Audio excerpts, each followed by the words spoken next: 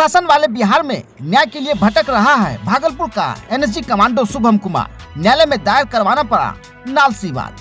बिहार में किस तरह का सुशासन है, इसका अंदाजा आपको इस बात से लग जाएगा कि भागलपुर में पिछले सप्ताह दिनों से देश की सर्वश्रेष्ठ सुरक्षा एजेंसी का एनएसजी कमांडो शुभम कुमार न्याय के लिए कोर्ट और पुलिस अधिकारियों के कार्यालय का चक्कर लगाते नजर आ रहे हैं, लेकिन उसे सुशासन बाबू वाले बिहार में कहीं भी न्याय की उम्मीद नजर नहीं आ रही है। दरअसल बीते 4 मार्च को अपनी पुत्री के जन्म पर भागलपुर के जिच्छो बिशनपुर के रहने वाले दिल्ली में कार्यरत एनएसजी कमांडो शुभम कुमार छुट्टी लेकर बेटी के जन्म पर खुशियां मनाने भागलपुर पहुंचे थे, लेकिन भागलपुर की पुलिस ने उनकी खुशियों को गम में बदल दिया और उनकी खुशियों पर पानी फेर दिया। आज न्याय के लिए उन्हें चक्कर लगाने पड़ रहे हैं। 4 मार्च को जब एनएसजी कमांडो अपनी बेटी के उत्सव के लिए खरीदारी करने भागलपुर पहुंचे तो कार पार्किंग को लेकर जोगसर थाने की पुलिस के साथ एनएसजी कमांडो का विवाद हो गया। मामला कोई बड़ा नहीं था। कमांडो कहते रह गए कि मैं एनएसजी कमांडो हूं, लेकिन फिर भी वर्दी के नशे में चूर जोगसर थाने की पुलिस ने उनकी एक न सुनी।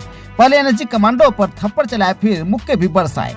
इतना ही नहीं, जब जोगसर थाने की पुलिस का इससे भी मन नहीं भरा तो एनएसजी कमांडो को थाने में रखकर 8 घंटे तक 6 से 7 पुलिस कर्मियों ने उसे टॉर्चर किया, जिसके बाद एनएसजी कमांडो शुभम कुमार न्याय के लिए सप्ताह दिनों से चक्कर लगा रहे हैं, लेकिन उन्हें न्याय की उम्मीद कहीं भी नजर नहीं आ रही है।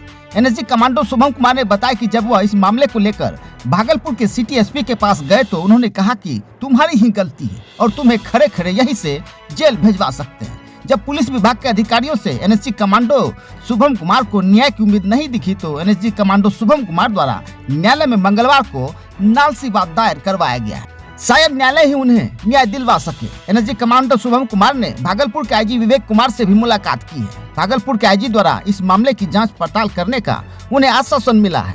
अब देखने वाली बात होगी कि सप्ताह दिनों से न्याय के लिए भटक रहे एनएसजी कमांडो को न्याय मिल पाता है या नहीं। वहीं पीड़ित एनएसजी कमांडो ने कहा कि इस घटना के बाद इतनी जिल्लत महसूस हो रही कि मुझे समझ में नहीं आ रहा है कि मैं क्या करूं। भागलपुर के आईजी विवेक कुमार द्वारा आश्वासन मिलने के बाद उन्हें न्याय की थोड़ी बहुत उम्मीद जगी है। मैं आईजी साहब के पास आज पहली बार आया तो फिर मैं देखा कि अभी तक कोई कार्रवाई नहीं हो रही है, तो मैं आईजी साहब के पास आया। आईजी साहब ने मेरे को बताया कि मैं जांच करवा रहा हूँ, जेल के आ रहा हूँ, सुबह निकलता हूँ घर से, कोर्ट कचहरी इधर उधर घूम रहा हूँ, कोई काम कर दे, कोई आश्वासन कहीं से मिल जाए। लेकिन आईजी साहब ने आज आश्वासन दिया है तो थोड़ा सा उम्मीद है कि कार्रवाई सही होगी। बिल्कुल मैं लाचार होने के लिए मैं कमांडो नहीं बना था, बिल्कुल एक मैं वर्दी की इज्जत के लिए मैं उस पर हाथ नहीं उठाया, लेकिन फिर भी मेरे को इस तरीके से फंसा या जलील करके कि मैं बता नहीं सकता हूँ। कोर्ट में भी मामला तो दर्ज करवाना पड़ेगा, क्योंकि अगर कोई इधर नहीं सुनेगा हमारा तो फिर लास्ट में तो कोर्ट है, अदालत सुनेगी। ऐसे के पुलिस कर्मियों पे सख्त सज़ा, मतलब जो कानूनी तरीका है वो होनी चाहिए। आईजी साहब को इनका जांच पड़ताल करनी चाहिए। सिटी एसपी साहब ने बोला कि हमारे अंदर ये जांच है, तो अभी तक जांच हो नहीं पाई है। यह एक छोटा मामला नहीं है, ये एक बहुत बड़ी मामला है, क्योंकि वो भी वर्दी में थे, मैं भी वर्दी वाला था।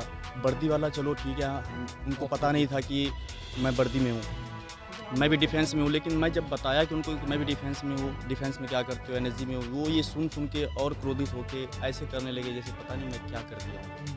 जबकि मैं ना उनसे मुँहमारी किया ना कुछ, मैं बस एक सवाल पूछते रहा, आपने थप्पड़ क्यों? मैं अपने आप को बहुत ही शर्मिंदा महसूस कर रहा हूँ, क्योंकि एक होमगार्ड ने जब थप्पड़ छोड़ा और फिर मैं बस वर्दी देख के उसको कुछ नहीं बोला।